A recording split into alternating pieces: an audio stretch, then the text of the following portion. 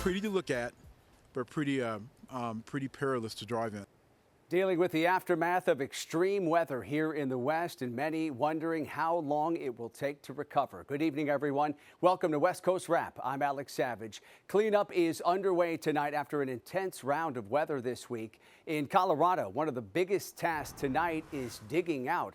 A winter storm this week left snow piled as high as 4 feet in some spots. While in California, strong winds are complicating problems that were created by previous storms. Now here's a live look at conditions in Denver tonight. You can see some traces of snow still on the ground in the downtown area. More than 5,000 Xcel Energy customers are still waiting for their power to be turned back on after the storm. Fox's Kennedy Hayes spoke with people in this region about getting through this snowstorm.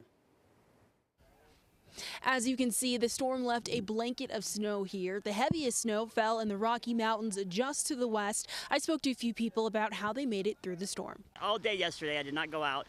It just kept snowing and snowing and snowing. And then I was going to go out for a second, but I looked out and I saw the water like in the snow. And I was like, oh, no way, it's messy. So I came out today and I was standing and waiting on the bus. And don't you know, I got sprayed twice. Yeah. I've got a 4-wheel drive. So it's been a lot easier for me than maybe for other people.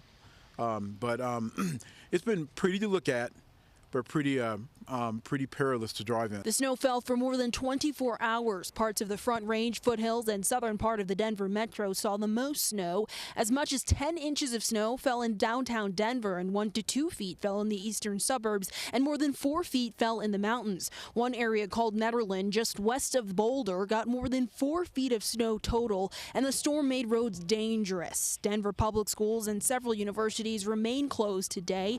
Portions of major highways here, like I-70, are now back open after they were shut down yesterday. And the snowstorm left about 100,000 customers in Colorado without power, according to Tracker Power Outage US. And more than 80% of those customers have their power back, though. And many ski areas are also back open after being closed yesterday. One even closed for the first time in 20 years. And hundreds of flights were canceled at Denver International Airport yesterday. Some good news: if you are traveling out of Denver or have a connecting flight, you are much likely to face fewer delays and cancellations. In Boulder, Colorado, Kennedy Hayes, Fox News. And here's a look at how that storm challenged some Colorado first responders. Firefighters at this station in Highlands Ranch got some help from volunteers as they all worked together to shovel snow out of the way for the emergency vehicles.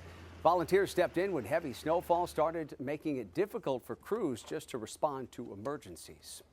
The powerful winds this week in Southern California worsened some of the problems from previous storms in that area. Tarps covering a hillside in Torrance are no longer secure. Fox 11's Matthew Seedorf spoke to neighbors who worry they may see more damage. That chunk right there is unstable, right? Our first look at a giant hole under Vista, Montana in Torrance. Winds blowing away blue tarps, exposing damage left behind by last month's landslide. Just below the large storm drain, there's a crack, and below that there's the water main, and it has a steady flow of water coming down. Joanne Shepard lives right below the collapsed hill. She recorded this dramatic video about 6 weeks ago during the historic rainstorm. How do people that live on this street feel right now? We are concerned that, things could happen at any time. We're thankful that the city said they're aware of it. We just don't know how long will it take to get done. So right above Vista, Montana, these two homes are red tagged. The ones right next to them have yellow tags, but the city says it's unrelated. These houses are like 70 years old, so they never had an issue like this before. Windows and walls cracking and crumbling at two homes on Paseo de las Tortugas, both now considered unsafe because of hillside movement. It started here, like we're at the corner of the situation, and then like 4 or 5 houses that are like in the heart of it. Azim Rajani lives in a home nearby. He had been planning to flip and sell. We're gonna have to get these, it's called caissons, and dig all the way to the bedrock, but we don't know how far deep that bedrock is. Every house is gonna have to like take their, do their due diligence, get some engineers out here. If they want to keep the place, they're gonna have to keep it safe. Homeowners above Vista, Montana on edge, while those below hope the street damaged by a landslide is fixed soon. We just have to just wait and just pray that there's no other problems coming up. And that was Fox 11's Matthew Seedorf reporting tonight. People are cleaning up in Utah after winds up to 60 miles per hour hit the northern part of the state last night. Those gusts knocked down trees and fences north of Salt Lake City. More than 1,000 Rocky Mountain Power customers lost electricity, and hundreds are still waiting for the lights to come back on. KTVU meteorologist Mark Tamayo will be joining us later in this newscast with your weekend forecast. A United Airlines flight that took off from San Francisco International Airport today landed in Oregon, where crews discovered the plane was missing an external panel. That Boeing 737-800 landed safely at Rogue Valley International Medford Airport. During a post-flight inspection, crews spotted the missing panel under one of the wings. United tells us they will investigate what went wrong here. This is, of course, the latest in a series of recent safety and equipment problems with Boeing planes. A New Mexico State police officer was shot and killed during a traffic stop today, and the manhunt continues tonight for the suspect. Authorities say 35-year-old Officer Justin Hare was shot along Interstate 40 near Tucumcari in eastern New Mexico. The suspect ran from the scene wearing a brown hoodie and jacket. This is the image put out by authorities. This man is considered armed and dangerous.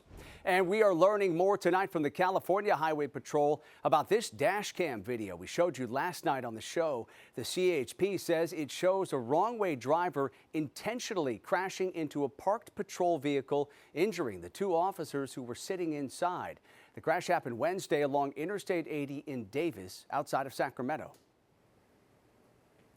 An individual drove his vehicle at a high rate of speed along the right shoulder of the freeway and intentionally struck the patrol vehicle head-on, causing injuries to our officers. Acts of violence like this against our officers will not be tolerated. Both of the officers injured in that crash have since been released from the hospital. The CHP says the suspect was arrested at the scene and did suffer some minor injuries. Late this afternoon, a federal judge ordered a special master to oversee a women's prison in the Bay Area that's been plagued by sex abuse scandals. Several incarcerated women sued FCI Dublin, alleging they were sexually assaulted and then retaliated against for speaking out.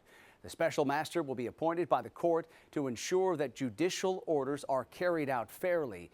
This is the first time the Federal Bureau of Prisons has been subject to this kind of oversight. The decision on a special master comes just 5 days after FBI agents raided that prison, and the warden, along with 3 other top officials, were forced from their posts. Officials in California's Central Valley say a months-long investigation led to the arrest of suspected high-level drug traffickers with ties to Mexican cartels. Local, state, and federal investigators began gathering evidence last summer, and yesterday, warrants were issued at 31 locations in Tulare County, and 37 arrests were made. 22 of those people will be facing federal drug charges, and 15 will face state charges. And we had to release 2 suspects because of Proposition 47, which is truly a soft-on-crime approach, which, quite frankly, law enforcement is frustrated. Law enforcement officials say they seized more than 936 pounds of meth, nearly 9 pounds of cocaine, and over 5 pounds of heroin, along with 5 pounds of fentanyl. Authorities also seized more than $600,000 in cash, along with 50 guns. Coming up tonight here on West Coast Wrap, a major shakeup for the housing industry, why realtors are getting rid of some policies that have been around for decades, and how this new agreement could give hundreds of millions of dollars back to clients. Also, Tiny and Mighty will show you one California hospital's farewell to a baby some people thought wouldn't make it. How she's thriving after being born weighing less than 1 pound.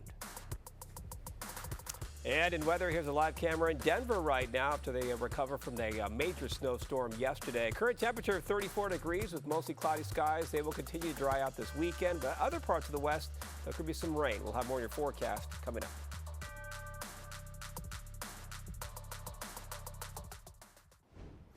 Actor Alec Baldwin wants a judge in New Mexico to throw out all of the charges against him related to that deadly shooting on a movie set. The move by Baldwin's lawyers accuses prosecutors of not presenting exculpatory evidence to the grand jury. Baldwin faces a trial on manslaughter charges this summer for that on-set shooting death of the cinematographer on the movie Rust. The armorer on that movie set, who gave the gun to Baldwin, was convicted earlier this month of involuntary manslaughter. A powerful real estate trade group has agreed to do away with policies that for decades helped set agent commissions. This decision was made in order to resolve lawsuits that claim those rules have forced people to pay inflated costs in order to sell their homes. Fox's Christina Gonzalez has more tonight from Los Angeles. Real estate agents already getting the questions from sellers. They talked to me and they said, so I don't have to pay the buyer's commissions anymore. And I said, you absolutely do not have to pay the buyer's commissions. You never had to pay the buyer's commission. This realtor says that when selling homes, commissions have always been negotiable and will continue to be even after a lawsuit settlement by the National Association of Realtors. What's going to happen is that as of in July, real estate agents cannot publish in their local multiple listing service for other agents to see what the commissions, if any commissions, are being offered. Let's simplify this. Theoretically, the seller of $1 million home could save $20,000 plus if they didn't have to pay 3% to their agent, even more if they didn't assume the buyer's 3% commission, as has been the norm. But agents say they are not being prohibited now from negotiating commissions, just from posting a mandated commission on the MLS. It's silly because I can go ahead and put it in my private remarks. I can go ahead and put it on my website. I can go ahead and put it in emails, but I can't put it in our local multiple listing services. Lower or no commissions may lower home prices in the long run, but the warning from this agent? What's going to happen in 5, 6, 10 years when all these buyers purchased homes and weren't represented by a real professional like myself? Look, if you can sell or buy a home without an agent, it will save you money, but not everybody is going to do that. No doubt, though, the settlement will make the agent market more competitive. Lower commissions may end up lowering home prices. At least, let's hope so. In Los Angeles, I'm Christina Gonzalez, Fox 11 News. Lawmakers in Washington, D.C. are trying to make it easier to buy a home. One Democratic senator from Georgia is now pushing a new bill that would provide first-time home buyers with a $10,000 tax credit. It's meant to help cover down payments and closing costs. Actions by the Fed to cut down on inflation have increased mortgage costs and have made it very difficult for many people to afford to buy a home. In Washington state, some Ukrainian leaders visited Tacoma to sign an agreement with the governor to form an economic and academic partnership. The city of Tacoma is a sister city to Brovary, Ukraine. Officials say this partnership is critical since Russia's war in Ukraine has entered its third year of fighting. They also mentioned that an ambulance that was donated saved lives in Ukraine. Occupation was really close to the sister city. The ambulance was in the green corridor. They go across a war line and they rescue wounded people or sick people, and a lot of people they rescue from the bad territory. Since the war began, Washington state has accepted more than 24,000 displaced Ukrainians. A Las Vegas man who pleaded guilty to his role in the January 6th riot and served time in prison is now trying to put that day behind him. Fox 5's Kim Passoff spoke with him about the mistakes he made at the Capitol. It was kind of just like we were just there for clout. We wanted to get footage. We were flexing on social media, posting it online. Obviously, if we knew that, we'd be charged and going to prison, we probably wouldn't have put anything online. Nate DeGrave moved to Vegas from Philadelphia 6 years ago to build a marketing business and social media presence, once calling himself the king of Las Vegas. We spoke to him as he is now trying to rebuild his life. He stepped out of a work conference at the Venetian for our interview. I'm a law-abiding citizen. I've never had a parking ticket. I never broken the law. I've always been on the side of law enforcement. He says a social media friend, Ronnie Sandlin, posted he was going to D.C. for the biggest Trump rally ever and asked if he wanted to join. Putting in 12-hour days, 14-hour days, my business, So I figured, hey, it would be a great opportunity to connect with him finally and just get away for a couple days. The plan? To take videos, never to stop certification of the election. The thought of going inside never even crossed our mind. It was just not something that we were planning to do. They broke the glass? But as lawmakers sheltered inside, DeGrave did take part in the storming of the Capitol. When we walked up to the Capitol and we saw people pouring inside, Salem had a very expensive Nikon camera. We had our boom mics, we had our GoPros, and the intention was to film. The government says he did much more than just record. They say this is him, fists up. They say he illegally pushed past barricades and officers to get into the Capitol building, then pushed against the officers to get into the Senate gallery. Once I left the Capitol, I realized I probably shouldn't have gone as far as I did. And obviously, it was an obvious mistake. I mean, we all know that. After serving a year in federal lockup and a year in home confinement, he hopes not to continue to be judged by his actions that day for the rest of his life. There might be a certain subset of people that can see past it, and then there will be those that don't. Kim Passoff, Fox 5 News, local, Las Vegas. All right, getting back to Denver's biggest winter storm in years. And here's another look at how snow blanketed the city today. The rooftop of Rock Doctor Adventures had snow piled up, at least 10 inches of it. For more, let's bring in meteorologist Mark Tamayo from KTVU. And Mark, are we going to see conditions improving in that area this weekend? Yeah, definitely, Alex. The winter storm warning has expired. And if we take a look at the radar throughout the day today, you can see the main action kind of moving out of Colorado. So it looks like the main activity, in fact, as you can see out in portions of Arizona, parts of Utah, and even Southern California, they've been picking up some rain and some snow. I did see earlier this evening a severe thunderstorm warning posted closer to Santa Monica. So you can see the active weather here, not only the rain showers, but also some thunderstorms. And even where it's cold enough, we're talking about snow for the hills, the mountains of Southern California. They have a winter storm warning in place until 8 o'clock Sunday morning. Snowfall potentially could be around 3 to 6 inches. So you have the unsettled weather here for this portion of Southern California. This was the scene today in Los Angeles. So we're going to hold on to the possibility of some scattered showers and maybe a thunderstorm throughout this evening. High today in Los Angeles of 70 degrees. You can see some of those clouds from LAX. And then in San Francisco, a beautiful day, a warm day. Temperatures in the lower 70s with cloud-free conditions, and pretty much the same story up in the Pacific Northwest. For Seattle today, temperature 62 degrees. It has been quite the dry stretch, and it will continue into the weekend. We have some nice conditions for the Pacific Northwest all weekend long. You can see what we're watching here. You can see a big area of high pressure here.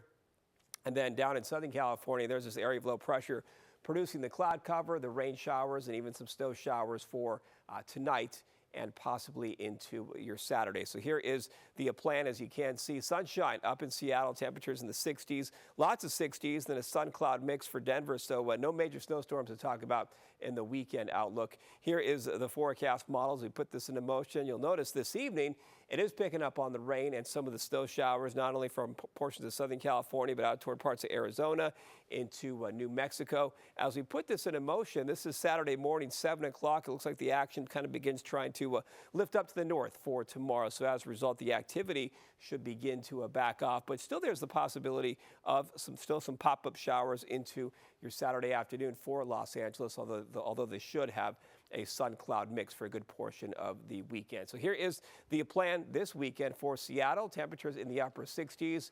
It has been mild, and that pattern will continue. For San Francisco, it's looking just great as well. Not as warm as today, but still a nice weekend to track. And down toward Los Angeles and even out toward Phoenix, a sun cloud mix with temperatures in the 60s to right around 70 degrees. And no more snowstorms for Denver. They have a chance to clear out into the weekend. So, Alex, those images out of Denver are pretty amazing over the past day or so. They will have a chance to recover into the weekend. Yeah, that sounds good for folks in Colorado. All right, Mark, thank you. Up next tonight here on West Coast Wrap, a baby born prematurely is finally home tonight.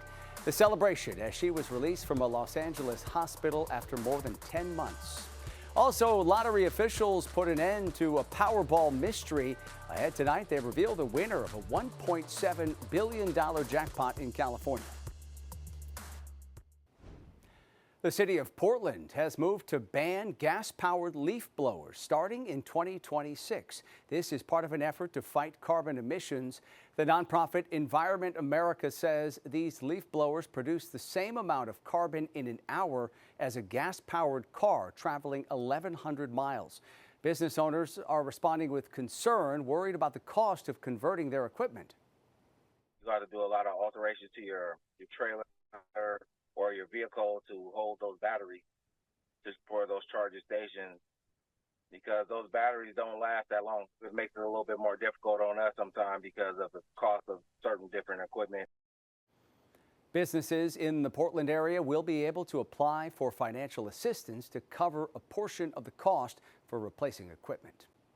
A Southern California baby who weighed less than 1 pound at birth is finally home tonight.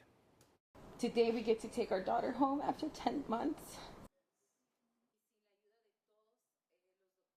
The parents of baby Eliana Lopez celebrated with doctors and nurses today as the baby was released from Cedars-Sinai Hospital in Los Angeles. She weighed just 12.8 ounces when she was born, and she wasn't expected to survive. Her family and staff at the hospital say they've become like family while working together to get her healthy enough to go home. She has shown us all the true strength of a preterm baby. She has united us and bonded us and has created an extended family here at Cedars-Sinai that will always be with her. Baby Eliana weighs just over 17 pounds today. She's the smallest baby ever born at Cedars-Sinai Hospital. At the Oregon Zoo in Portland, a fluffy little Humboldt penguin chick has made its grand entrance. The unnamed addition to the zoo started poking out of its shell back on March 2nd and then hatched 2 days later. Its feathers right now are a brownish black color. Zookeepers say its distinctive black and white tuxedo markings will take a few years to develop. The chick is expected to match its parents in size by this summer. Humboldt penguins are native to coastlines of Peru and Chile. They are considered at risk because of fishing and regional development in those areas. Today, California lottery officials revealed the identity of last year's $1.7 billion Powerball jackpot winner. Theodorus Strouk represents the group who bought that winning ticket at a market in Kern County last October. That store, by the way, received $1 million bonus just for selling that ticket. That was the second highest jackpot in Powerball history. Tomorrow is the next Powerball drawing, and you have a chance to win an estimated $600 million. As far as tonight's Mega Millions jackpot, it's worth more than lottery officials expected it would be. They have raised the estimate from $792 million up to $815 million. They did that adjustment this afternoon. This is the game's 6th biggest jackpot in history. By the way, the odds of winning, about 1 in 302 million. If you want a ticket, you can buy those Mega Millions and Powerball tickets in all West Coast states, with the exception of Hawaii, Alaska, Nevada, and Utah. Best of luck if you're playing. That does it for West Coast Wrap. We appreciate you watching tonight. You can stay up to date on everything we're covering at westcoastwrap.com. Have a great rest of your weekend. We'll see you back here on Monday.